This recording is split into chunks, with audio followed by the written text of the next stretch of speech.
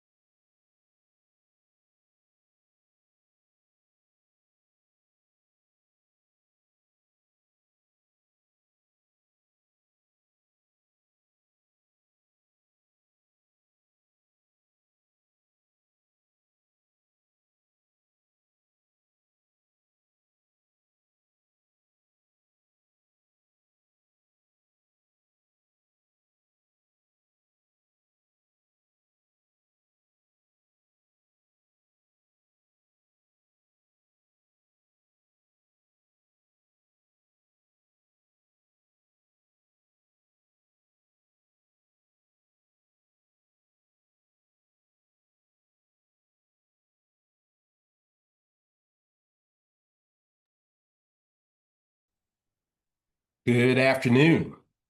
It is indeed my pleasure to welcome you all to our 33rd webinar in the Coffee With series hosted by the Greenleaf Center for Servant Leadership at Seton Hall University. I'm Reggie Lewis, the Executive Director of the Greenleaf Center, and it's great to greet all of you who've logged on today from places around the United States to take part in our conversation with Terre Haute, Indiana Mayor Brandon Sakbun, a fresh voice and an amazing servant leader. I'll give a more formal intro on the mayor in a minute, but first, a word about our webinar series and the center. The Coffee With series provides the center the chance to showcase the inspirational stories of servant leaders and the endless ways in which individuals, organizations, and society in general can be transformed by the power of servant leadership, a philosophy in which the leader first seeks to serve. For over 60 years, the Greenleaf Center has worked to promote the awareness, understanding, and practice of servant leadership.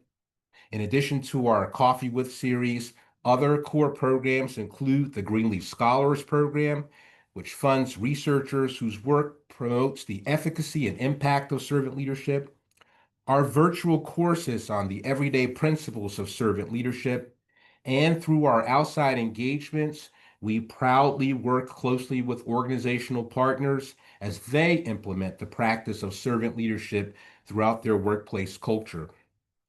Before introducing our guests, I'd be remiss in not acknowledging the generous sponsor of the Greenleaf Center's 2025 Coffee with Webinar series, the Terrell Fund. The Terrell Fund is a foundation that serves children and families in New Jersey and Vermont. The fund works collaboratively across sectors to make an impact in issue areas, including early childhood, K-12 education, arts, family support, and more. Thank you, thank you, thank you to all of our friends at the Terrell Fund. And now the moment we've all been waiting for. It's indeed an honor to formally introduce and welcome today's guest, Mayor Brandon Sakbun. Brandon Sakbun was born and raised in Terre Haute, Indiana, where he was very much shaped by the values of community and service. He attended local schools, graduating from Terre Haute South's Vigo High School before earning a bachelor's degree in finance from Indiana University's Kelley School of Business and a Master of Public Affairs from the O'Neill School. In 2018, Brandon was commissioned as a second lieutenant in the United States Army, serving nearly 5 years on active duty. His distinguished military career includes two deployments with the elite 75th Ranger Regiment. Brandon rose to the rank of captain before transitioning to the Indiana National Guard. In November of 2023, at the tender age of 27, Brandon made history as the youngest mayor ever elected in Terre Haute. Okay, Mayor Sakbun, are you ready? Do you have a mug with some good Indiana coffee over there? Yeah, I do something like that. All right, welcome, welcome. Let's jump right in and to our friends, our audience. You too will have an opportunity to raise questions with our distinguished mayor in our Q&A portion of the program. You can actually begin to load some of those questions into the Q&A chat feature. But our first segment, our first portion is just to get a bit more insights on our mayor. And so Brandon, any fondest memories of growing up in Terre Haute you'd care to share? Yeah, I think that's a good question to really kick this off. And I think it also allows a good opportunity to kind of explain what Terre Haute, Indiana is and what it represents. Terre Haute, for those of you who are from the East Coast or not familiar, is a great example of a Rust Belt city, grew up in the years of manufacturing. And if you look at the data, manufacturing productivities has just absolutely spiked in the United States of America.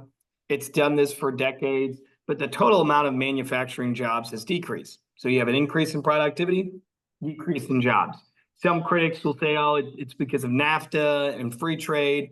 The science behind it points to productivity, innovation, technology, and people being able to make things quicker with less equipment or more specialized equipment, right?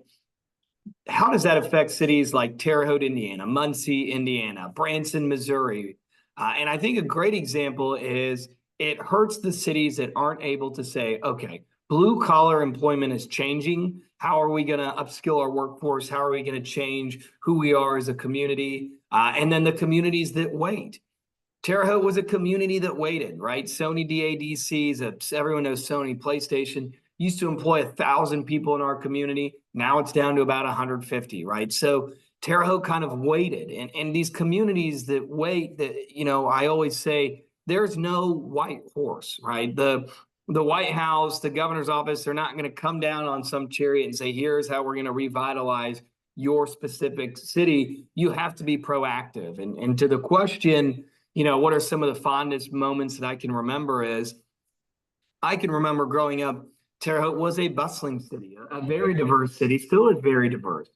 My parents are from Jamaica and Cambodia, and they're really welcomed in this Hoosier Midwest city with a population of about 60 to 65,000. I remembered, folks could leave high school, get a pretty decent job on the factory line and pick up and move to another factory pretty easily if they needed to. Now, the Terre Haute that we see, while there's these strong community values, there's this desperate need to retool the local economy, almost make it recession proof and focus on other industries, banking, finance, hospitality, tourism, even data centers, engaging in conversations of how can we create a new vision that isn't, quote, making it great again what it would be, because a lot of those jobs quite literally are not there.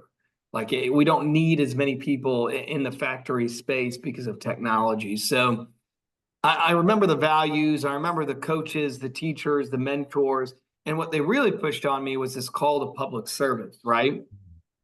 How can you give back to your community, your country, your family? And that just stuck with me throughout, my early years in the public education system. And it stayed with me through college and with ROTC, through the military. And now, of course, having the pleasure to serve as mayor of Terre Haute, Indiana. Wonderful. And we'll talk in a bit about the ways in which you're helping Terre Haute to reimagine itself. But let's build on your reference to your community, instilling the value of service in you. And thank you for your service. 5 years in the military, leading men and women through some rather tough assignments. What's the single most important leadership lesson you learned from your military deployments? And remind our audience, what were those two deployments? Yeah, so I had the opportunity to serve in the military, and a big reason why is my family are they they're immigrants. They came from Jamaica, Cambodia, and my mother and father just absolutely love the United States through its ups and through its downs, right? They recognize that there are challenges around the globe that we don't experience here. And there's this beautiful concept of democracy, right? This constitutional republic and what it represents. And that instilled in my brother and I this call to public service at a very young age. And then I also add, you do need to watch what your kids watch on TV. I watched Black Hawk Down in like the Okay. 4th grade, and I was like, that's what I'm going to do, right? Okay. And I went on to join the 75th Ranger Regiment after I commissioned in the military. For those who don't know, that is actually, you know, one of the major units in the movie Black Hawk Down. It's a special operations unit, and I loved it. I loved the operational tempo. I loved the camaraderie, the hard work that we were doing, the quality work that we were doing, and at times the lethal work that we needed to do in defense of the United States of America and the values that we hold near and dear to our hearts. What I think is, interesting to that question is, what's the big leadership trait you learn there? For me, it's empathy. Whether you're dealing with another nation, another military unit, or in government, the private sector, the nonprofit sector, or a constituent, right? Someone who might be a doctor making a good amount of money, or might be a single mom, works 1 to 2 jobs, or might not be able to work and receives a government subsidy that has recently been cut. Having that empathy to understand the problem from their perspective, right, from their emotions, their thoughts, is absolutely huge. It's a critical skill set, not just in leadership, but really for life and relationships as well. I always, try to weave in this phrase. When you talk about equity, all of a sudden equity has become this like spooky word, right? Oh my gosh, he said DEI, right?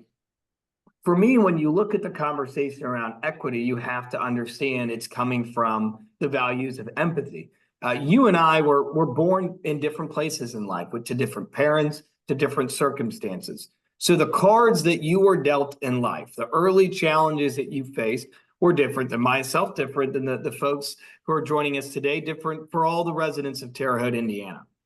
A really good analogy is actually a sports analogy. You've got the college football playoff, right? Every year, at the end of the year, someone argues, well, a 3-loss SEC team should be in the playoff over a 1-loss or no loss Power 5 team, or a different team from a different conference. And the argument is they were dealt a different set of cards. Their schedule was more difficult. That is quite literally the argument behind the argument for, diversity, equity, inclusion, right? We don't want uniformity. We cannot create a schedule where everyone plays the same teams, the same environments are all the same, right? So the opposite of uniformity is diversity, right? We have a very equitable approach that needs to be evaluated because the cards have been dealt differently. And that, when you look at it through an empathy perspective, is absolutely critical to leadership, specifically in the military, as you're navigating high stress situations. Okay, what units are we sending here? Who are we putting on our team? Sometimes, it's only 10 people on the helicopter instead of 20, based off size, equipment, the type of helicopter. What do you need to bring to this gunfight? Do you need to bring X amount of 240s? Do you need to bring AT4s? Do you need a javelin? Is there going to be a tank there? So you're creating a deck of cards that suits that situation and understanding that situation through its perspective. And it's huge because I've seen the political landscape, the government landscape. We try to evaluate problems and situations as black and white. That could work in some jobs, but in others, it's just frankly, and for most of society, quite literally not possible to say it is a black and white sequential style of life or government. Yeah, there's obviously no secret as to how you were able to achieve the feat of becoming the youngest mayor of Terre Haute, the way in which you continue, my friend, to pack in multiple responses into each of your in each of the questions I'm raising here, which I love. But I'm going to keep you on track, keep me on track. Yeah. Before we move on, though, to learn more about how you pulled off what you've managed to do in the city of Terre Haute. One of the questions that continuously surface here on campus was how you were able to, if at all, incorporate servant leadership principles in a traditionally command and control environment. So if you mentioned empathy, one of the key characteristics of servant leadership, but any other traits you leaned on heavily as you commanded men and women through these tough assignments, again, in this place where, it's life or death, Yeah. mission driven. Speak to that briefly, if you would. When you look at like serving the needs of others and what that actually means from a military perspective, you do need to evaluate their mental health. You need to evaluate their relationships with their families stateside on a deployment. You also can use it for a very literal sense of think of like a general manager in a draft. Like, what are the strengths and weaknesses of some of your soldiers, and how are you going to deploy them on the battlefield, right? Like, how are you positioning them for individual success that will lead to the team's overall success? So there's a quite literal component to it, and then there's the not necessarily spoken component to it, but the art of servant leadership, right? You're evaluating this person, their mood, how they're feeling. Are they able to perform at 100%, right? The big one of the biggest lines in the Ranger Creed is 100% and then some. We are better than organizations because we work at 100% and then some. Quite literally impossible to work more than 100%, but it fits the Ranger Creed. And something that we always did is very individual and formal direct counseling. So, okay, here's where you are struggling. Here's how you can improve.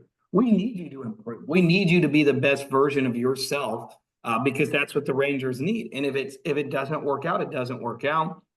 We love that style of communicating. Hey, here's where we want your career to go. And if you need to go off and leave and you have other adventures, other goals, if you want to run for office, if you want to go get an MBA, we'll support you in that. We'll allow, we'll position you to be the best version of yourself.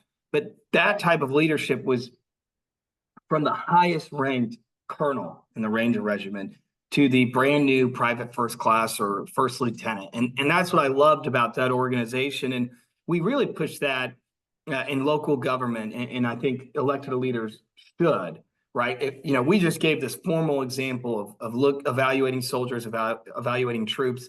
Take that same theory, now apply it to neighborhoods and community development, right? What's going on in one neighborhood, it probably isn't going on in another. There are problems pretty persistent across multiple neighborhoods. That does happen. But that type of evaluation from a servant leadership model is directly applicable to government as well as to the private sector. And you are starting to see more and more companies embrace this model of leadership, especially as the workforce is changing. You have younger employees who don't want as much overtime, who want to spend more time with family. And I understand that. I recognize that. I'm an employer. It is something that we look at when we hire candidates. We're like, hey, if you need more time, if you do need a remote work once a week or twice a week because of your family circumstances, how can we do that and still allow you to perform at a high level for the team? Absolutely. So, and thank you for that, Brandon. So a path from the military into elected office, again, 2023, just shy of 2 years ago, you beat a 16-year Republican incumbent, amazingly winning 60% of the vote. We went back and checked just last night, 60% of the vote. Yeah. Becoming the youngest mayor elected to Terre Haute. Obviously, lots of odds were clearly against you. So tell us how you did it and what was so compelling about your message. I think a lot of it is a very direct communication. We did a lot of door-to-door canvassing. Elections are expensive, right? There's a dark side to politics, and that's the harsh reality that if you run for office, you have to fundraise, there's advertisements, there's flyers, but there's also, for a very low cost, practically $0, you can go and talk to anyone right now on the street. Find out what their thoughts are, and you need to have a vision, right? What is your vision for your community? I knew my vision for my city, right? I wanted to improve the economic outlook. I wanted to invest in public safety so we have safe neighborhoods. I wanted to invest in quality parks. So no matter where you grow up in the city of Terre Haute, there's a quality park nearby, right? Having that vision, getting that message out, as a first-time candidate can be difficult, but it requires long hours and a lot of work. I mean, there were pretty frequent 16 to 18-hour work days for about a year straight on the campaign trail. And you learn a lot. You learn a lot about yourself. You learn a lot about your friends, your family, but you learn a lot about your community. And honestly, it kind of hurts, right? Reggie, it hurts just seeing so many people who have this apathetic view of government. Yeah. And to be honest, for valid reasons. Like in today's media age, everything seems like it needs to happen instantly, right? You pass a bill, we need to see the impacts the next day. It's not how public policy works. Oftentimes it's generational, or it takes a decade or 5 years. So as you go through this, you realize that people feel left behind. They don't feel left behind by the right side or the left side of the aisle. They literally are craving a champion, someone who could speak with them and deliver. And you can't deliver every day. It's frankly, it's impossible. What you can do is create a system that does deliver quality results pretty consistently for constituents, and really get them to buy back into this concept of American democracy, that their vote matters, right? Yeah. And that's difficult. Seniors are pretty good at it, right? I mean, I'm sure many of you have had a political science class and see the voting patterns of seniors, but for young people, it can be difficult, right? Like, respectfully, what in the hell is this guy going to do for me gets asked That's right. over and over again, right? And for our not just young Hoosiers, but young Americans, being involved in this civic process called democracy is very important, right? Yeah, you're probably not going to see all these impacts right away, but if you don't cast the ballot, if you don't, go out and vote, if you don't learn and study these candidates, you'll deal with the second, third, and fourth order effects. Or you'll identify problems, and you'll be really good at identifying problems, but you'll struggle at supporting people who can solve them. Absolutely. And you mentioned the high levels of disengagement experienced throughout our electorate. Let's turn now to a few questions about your sense of thinking about how leaders should be shaping a more responsive government, the kind of government that attempts to listen more and understand the true needs of residents and stakeholders. What do you say about the obvious growing frustration and low approval ratings that folk have about government leaders in general? And we're certainly not helped by the current ongoing federal government shutdown. Something that I think is very important, and I wish we did more of this nationally, is simply ask the question, all right, what are you for? Right? Like modern day politics has been defined of, well, okay, if I'm against you, this is what you're doing wrong. And you're trying to take, the attendees' money, their tax money, and spend it on something. Okay, but what are you for? What is your vision? Like, how is one party versus the other? And, predominantly a two-party system, but if there are more, I'd say more.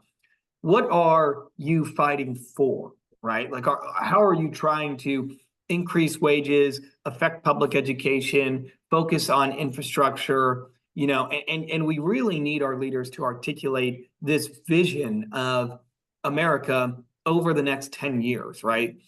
It is easier to win an election pointing out everything someone does wrong than it is to outline a vision. But for the sake of the nation, for the sake of the community, if we continue down this path, you'll see knee-jerk swings. And we've seen that recently, right? There's a special election here, a special election there, routine midterm here. And you feel this pulse around the nation where it's like, man, I voted for this team, I voted for that team. Not much happened, right? And they kind of sit back. And that's how you start to see these low approvals, That's right. especially in the faith in government, continue to get worse and worse Yeah. and worse. I really, not just branded myself, but I do believe that when you're in elected office, you work for everyone, right? You don't work for the people who voted for you. You work for the people who voted against you for you, and the people who stayed home, or the people who couldn't vote. Maybe in some states they're a felon, or they couldn't make it to the ballot, or maybe they're not 18, but it is your job to deliver for your community, your country, your state, right?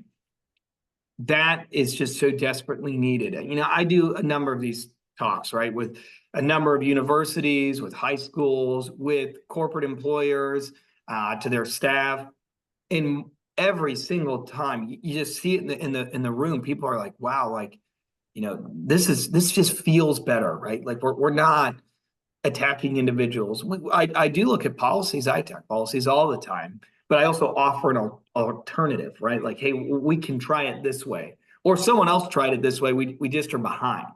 But that positive, optimistic vision that is needed in government, and I think if we start doing a better job of that, you'll see those numbers reverse. What I also think is, frankly, in the 2023 mayor's race, the younger candidate was going to win. The change candidate was going to win, right? Someone had been there for a while and people were getting apathetic. Something new. So someone new is on the block. So you see from a political science theory, change candidates come in, they flip, and then a new change candidate comes in and then it flips, right? Absolving of parties for a second. When you look at the Gen Z, the younger voting population, they're very big to say, okay, 2020, 2021, we're dealing with COVID. There's big riots. The Black Lives Matter movement's huge, and they're turning on who was in office at the time. Fast forward later, you're dealing with inflation, and through a strong social media campaign, you deliver some angst, and then those numbers start to shift, and it throws an entire election. And I think, change candidates do need to happen. And I do think both of our political parties need to really have a long conversation about why, it's acceptable to be in a position of leadership for decades at a time. The world changes, states change, cities change, mayors change, and our elected officials need to change as well, like quite physically the person, right? And I get frustrated. I do have to go to DC a good amount for work. And I'll tell a quick story, and then we'll get back on our question. Yeah, I felt really defeated one time because I'm meeting with a Congress member, and the guy had to use two hands to drink a can of Diet Coke. And it's like I'm having a conversation about AI technology and how it can benefit a region of the state of Indiana. And I'm like, I don't think, and I won't name him, but I don't think he understands what at all I'm talking about. And lo and behold, he didn't. But it's just very interesting because you see just the nuances of that, and it can be frustrating. But go be the change, right? Be the one who's like, I'm not going to accept this, right? I'm going to do something about it. Positive, optimistic, visionary leadership matters, obviously, from all of what we're learning here in New Jersey and following your work and your team. You're maintaining momentum in Terre Haute. But as you may recall, you weren't around when Tip O'Neill was around, but all politics is local. And a big part of local politics is delivering.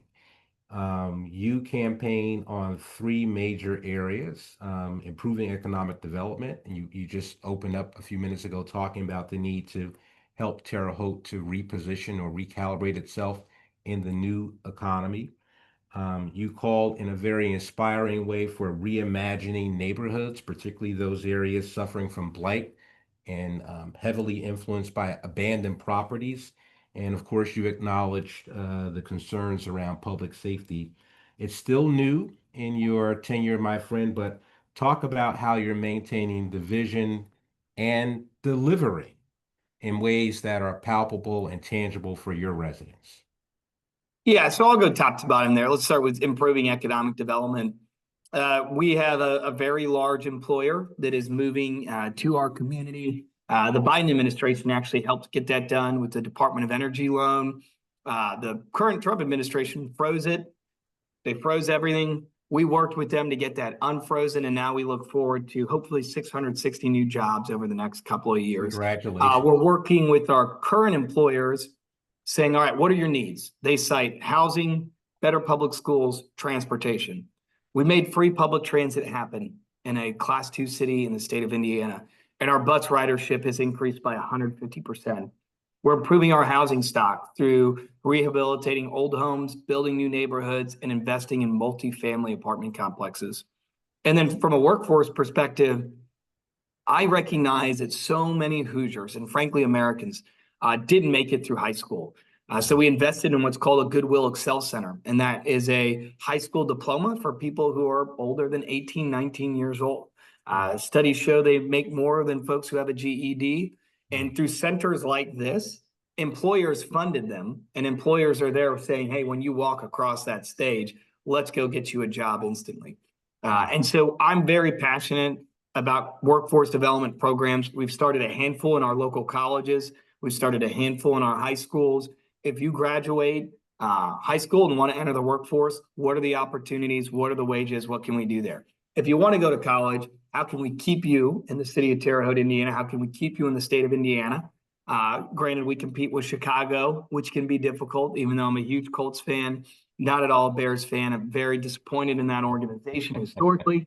But I really think it's interesting because, when you look at economic development, let's take a step back for a second, right? We worked with Ball State University, a professor there, Michael Hicks. He did a huge study. What is the number one variable that cities and counties are doing that are leading towards population growth? That variable was their investments in education. They're specifically K through 12. Cities and counties that were passing public school referendums where you are agreeing to be taxed more to help your schools account for 80% of the population growth in the state of Indiana. We did a step back. We looked at the study nationwide, and what we found there was even more specific. The communities that invested in high school education to the highest degree, they are growing and thriving. And so as people are moving in the overall economic picture and families are moving to different states, you see education and housing continue to pop up, right? What came first, chicken or the egg, jobs or people? Secondly, reimagine neighborhoods. This is kind of a playbook from our former Secretary of Transportation, Mayor Pete Buttigieg. He was the mayor of South Bend, Indiana. Yeah. His big campaign was 1,000 homes in 1,000 days. Can you build 1,000 homes in 1,000 days? So when you tackle blight, tearing down blight, you have a vacant lot. Now you need to have a strategy to rebuild housing there. We use funds from the American Rescue Plan Act to create an infrastructure grant program for small builders, for large builders, and medium-sized builders. Through this program, we've seen building permits skyrocket. We've seen a lot more residential construction. So it's not just tackling the abandoned property, right? It's what you do with said property afterwards. And lastly, public safety. Look, it is true that from 1990 to now, crime is down. But perception is reality. What we did not have in 1990 is Grandma Susie didn't have Facebook and AI wasn't a thing. And so, Grandma Susie wasn't logging onto her Facebook every day saying, oh my gosh, is Terre Haute turning into the next Chicago, right? And it's like, oh my gosh, the crime is down, right? So to beat that perception, we've launched a series of proactive policing programs where we have additional uniform officers in high crime areas. And on top of that, we do a lot of community policing, community engagement, right? Where we're at our Boys and Girls Club, we're at our schools playing pickup basketball, not just uniform officers, right? There's a presence component to this as well. So you see that this both sides strategy really help create the feeling and perception that crime is vastly improved, when in harsh reality, not only has it over the last 30 years, and we have the data to back that up, but now residents feel it and they feel a little bit better and safer. Absolutely. And all good work. Before getting to our last question for this portion of the program, I want to ask more about how you're working. I know this is also something you value, and that's daily continuous input directly from citizens, and integrating their voices into the decision-making process. Would you speak to that, Brandon? On the one end, some easy strategies, and you've seen more and more elected officials do this, it's communication through social media. And I'm not talking just posting, just like one-sided communication. I'm talking engagement. Through the other end, I visit a lot of community groups, visit schools, even visit nursing homes, employers, our unions, sitting down with individuals one-on-one.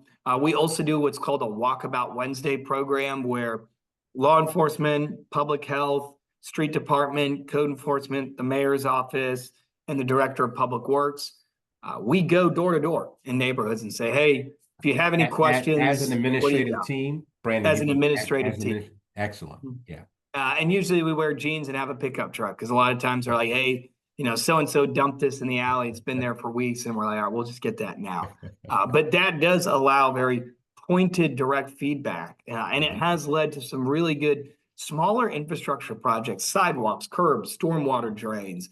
And those aren't the fun, the sexy. You recruited a 10,000 person company. No, but what it does show is that you listen, right? And you're there to take feedback from your constituents to say, okay, what can we do, right? And like, how are you doing? Are you having an issue with a federal government agency? Do you need help with Social Security, SNAP, WIC, Medicare? Do you need help with Medicaid at the state level? Do you need help with veterans benefits? Like, how are you doing through other government functions? Can we connect you like a point guard almost and pass the rock to the other agency that is appropriate for your concern or question? So it's difficult, right? Like being that accessible is difficult. Yeah. I've got a 1-year-old daughter, so I'm up all hours of the night and still always getting an email, getting a message, and there's ups and downs to it. I don't think my wife likes it when every time we go out to eat, someone asks us something in a restaurant, but I do enjoy being, very open and having conversations with constituents. Fantastic. And I'm sure the residents of Terre Haute enjoy seeing you every Wednesday in the jeans, and I take it personally driving the pickup truck, not just the passenger, but driving it yourself, knowing I don't necessarily drive it. I walk alongside it Oh, because okay. I have to help grab the item and put it in. Okay. Um, Last question for my segment with you. We are in some difficult times. Give us your perspective on finding hope, how people can draw from strength and find some optimism or reason to be optimistic given our current levels of uncertainty and heightened levels of anxiety and all that stuff. What do you say, Mr. Mayor? I think a big part of it is tuning out the noise, right? Like the social media space, the influencer space, the media space, traditional as well, thrives off of not necessarily negative press or negative energy, but they have to react to what consumers want. And we as people naturally are more tied to negative articles than we are positive articles. And there's a ton of studies that show this. Tune out the noise. Find candidates, elected officials, or even non-political leaders who are promoting, here's the good we're doing, here's how we are trying to change this, here's how we're compromising at times, and really look at that and say, okay, that is a source of hope, right? And I got a lot of friends out in DC, out at the State House, in Indianapolis, who work for the governor, who work for the legislator, or who are in elected office. They span from both political parties. They wide range of the spectrum, right? And we still find a way to come together to work together. And we're actually in conversation with another mayor in the state. We want to do a statewide tour called Disagree Better, where we go to universities, where we go to auditoriums, and we have really fun conversations about polarizing national topics, right? Only for the reason of people want to see someone say, I get what you're saying. I really get what you're saying. And I'll disagree with 10 to 20% of it. Recently on 60 Minutes, Governor Cox from Utah and the New Mexico governor, I believe Governor Hobbs, they were just on 60 Minutes together. Democrat, Republican. And the question of abortion kind of came up. And Governor Cox and Governor Hobbs really, they were like, look, here's what we agree on. A single mother who is going through challenges, who is now pregnant at a young age, like there are going to be life circumstances that are changing. How do we approach childcare? How do we approach feeding kids in a community? Randy, come closer to your mic. We're Yeah. losing. There you go.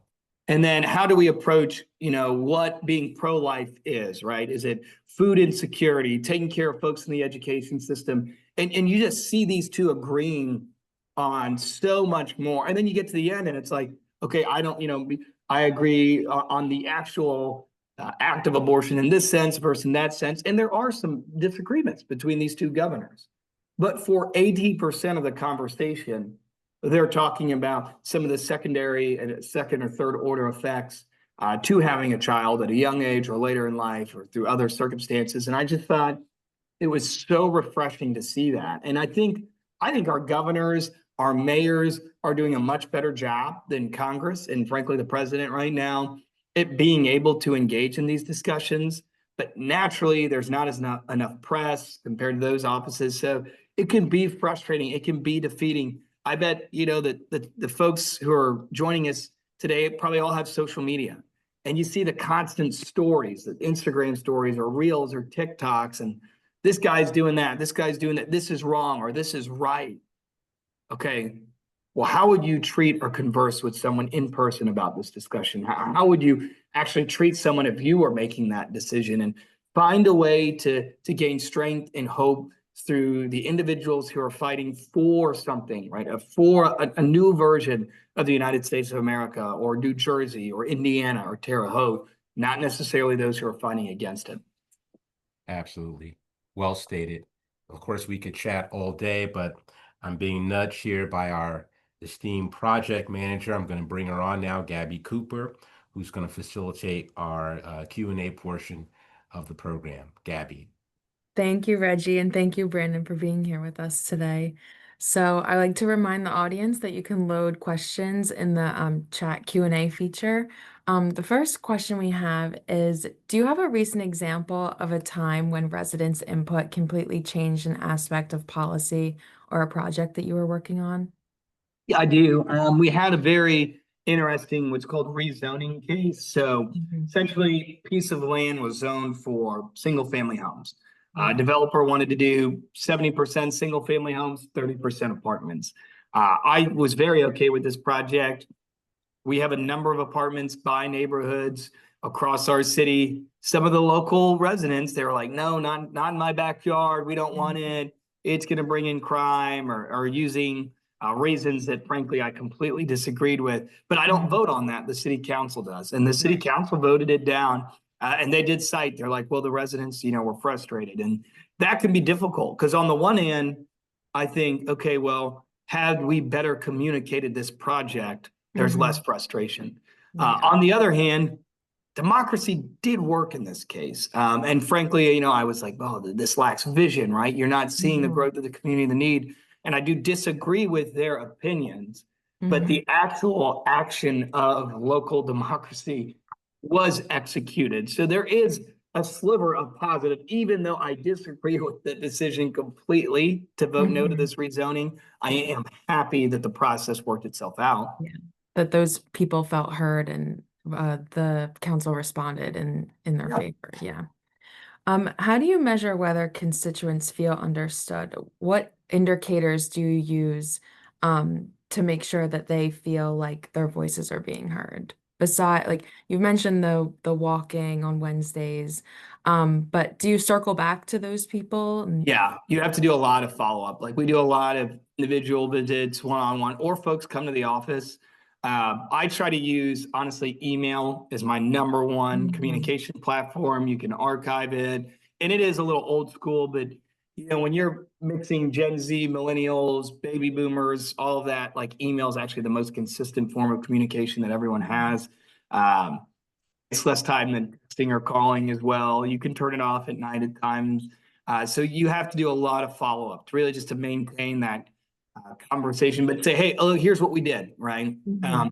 And we have a lot of folks respond, say, oh my gosh, you guys did this really fast, or like, we didn't even think you do this. Thank you for Mhm. listening. And so that's some of the good signs, the positive. Wonderful. Um, can you point to a time where the city maybe did something wrong or didn't act in the right way? And how did you listen, learn, and correct course? Yeah, we dealt with this about a decade ago when a huge potential employer was going to come here. That was voted out about Mhm. 10 years ago. And so we've studied that. And so when new employers want to come, we kind of are more direct, really meet with folks, explain the benefits. And so I've seen it from that standpoint. We also, we did try a public school referendum a few years ago to renovate our three high schools, and it was rejected. They were like, no. Mm. The Wow. biggest concern was they're like, well, the plan was not laid out for middle school and elementary. So we used that feedback. Our school board did to create a plan that affects all levels of education, and we're seeing, more positives through that. So I think, learning from the public policy mistakes of the past, you have to do that. You have to study what the previous mayor did or did not do in terms of local government. And I do look at what the governors have or have not done and said, okay, how would we approach that situation differently? Hmm. So you mentioned how you do visits at colleges and high schools. What is one consistent thing that you see the younger generations yearning for? What kind of questions are they asking, and what are they looking for in their futures? A lot of it is finding their calling. Like, I mean, I just think there's a number of job opportunities out there. And one thing I will say is the public sector, right? So think police, fire, teachers, government, administrative work, even lobbying or even running for Mhm. office. We've done a poor job of marketing those opportunities to young people. Yeah. I think in today's day and age, it's very easy to want a very materialistic lifestyle. We see it all the time Mhm. online, and you see people push for it. But I think when I meet with younger groups, they're like, wow, I didn't realize you could do this or that in government. And you know, there are some challenges, I'll be very honest. Mhm. Um, if I were in the private sector, there's completely different financial conversations I could have with my family than in the public Yeah. sector. So there's an Mhm. element of sacrifice involved. But really diving into that, what do you want to do with your life? What is your impact? What do you want it to be? I think we've missed the boat on that as a society a little bit the last 10 years, and we need to find a way to reinvigorate it. So, what advice would you give to students to lean into their calling and find their calling? Right now, people are changing jobs every 2.5 years, right? Mm-hmm. Young people are moving jobs more than ever. They used to be at jobs for 15 to 20 years. Yeah. What I would say is, you know, when you're in that interview, when you're looking for a career, ask yourself, like, all right, when they ask me the question, where do you see yourself 5 years from now? Mm-hmm. Is it truly with that company still? Is it truly in that same job? And Yeah. I'm not saying it's bad to switch careers. That happens all the time. My brother, Mhm. he's done it several times. He's 31. Mhm. And but him and I, we always talk about like, okay, well, you know, you tried something, you just did not like that field or industry. Okay. His Mhm. current employer, he loves it. It's going to be there for several years, hopefully, knock on wood. Um, and we really look at it collectively because he's in the private sector, I'm in the public sector, as Right. okay, do you feel personally and professionally satisfied, right? Are both of those things? Because there are some jobs where you will be very personally satisfied. You will be compensated well, but professionally, it's a tough lifestyle. If you're Mhm. not invested into the work, if you don't enjoy it, you'll get run out and run down pretty quick. Right. Okay, so we have one more question for today. So, public service can be demanding, as in other sectors like healthcare and education. So, how do you guard against burnout for yourself and for your team? I know you mentioned work from home, but are there other things Yeah, that? I don't personally work from home hardly ever. Mhm. Yeah. I think, yeah, like Sundays, I really do shut it all off. And Mhm. and you know, I'm a huge sports fan. Mm. Love college sports. Love Mhm. professional sports. I actually do a local sports radio show once a month, where all Oh, I do is fun. talk about, you know, like professional high school and pro sports, and Mhm.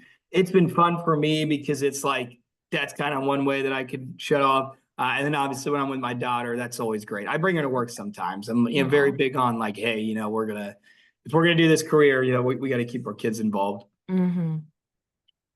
Well, thank you so, so much for taking time with us today. I do have a quick few announcements for those that are on with us. I want to thank you all who logged on, and the center would like to formally invite you to the our annual Hall of Fame ceremony honoring local and national servant leaders. If you would like to meet our honorees this year, become a sponsor, or take out an ad, or reserve your seat, you can visit us at greenleaf.org, and everything is linked on our homepage. If you would like to stay connected with the center, we have these three social media platforms. If you scan the QR codes, it'll take you there. You can stay updated on all future webinars that we'll promote on these platforms. And then lastly, if you could quickly take the Zoom survey that'll pop up after the session is over, we would greatly appreciate that. So thank you all so much for joining us. And Brandon, thank you so much again for Thank you. spending time with us. Thanks so much, Brandon. Clearly, you're enriching the lives of 59,000 individuals on a daily basis. Thank you Mhm. so much, and we hope to see you soon. Thanks, guys. All right. Take Bye-bye. care. Bye.